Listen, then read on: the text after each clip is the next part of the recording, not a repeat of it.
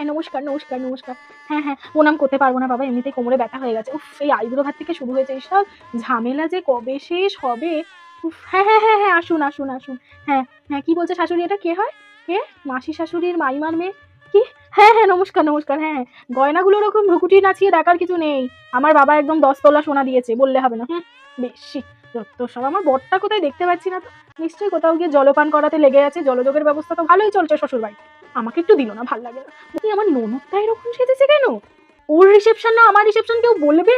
ভগবান, আমি কি সেজেছি? এ তো আমার থেকে বেশি সেজেছে। হ্যাঁ, সাজ সাজ। হুম, এইরকমই তো হয় ননদগুলো। বাবা, এত কিছু এরা রান্না বান্না হয়েছে, এত কিছু মেনু হয়েছে, একবারও কেউ এসে বলছে না বৌমা আজ তো তোমার কোনো উপোস বাপোস নেই, আজ তুমি খাও না? সেটাও কেউ বলছে না। আমার ভরটা অব্দি বলছে না যে হ্যাঁ কিছু খাও। আর এই ফটোগ্রাফারটা পুরো 2 বাড়ির প্যাকেজ বুক করা হয়েছে একে 2 লক্ষ টাকা দিয়ে। আমার ছবি তুলছে না, কোন মেয়ের ছবি তুলছে? ভাই আমার ছবি তোল, অ্যাস্থেটিক ছবি তোল, কাপল গোলস তোল। ছবির জন্যই তো বিয়েটা করা, এত কষ্ট করে বিয়েটা করা।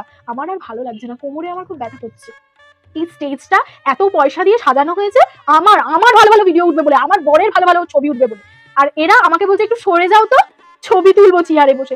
আরে ভাই, আমি তো আমার চেয়ারে বসতে পারলাম না। এটা কি হচ্ছে? নিজের বিয়েতে কোনো আনন্দ নেই ভাই। আমার আর ভালো লাগছে, খুব খিদে পেয়েছে, খুব খিদে পেয়েছে। আমার বাড়ির লোকগুলো কেন আসেনি এখনো?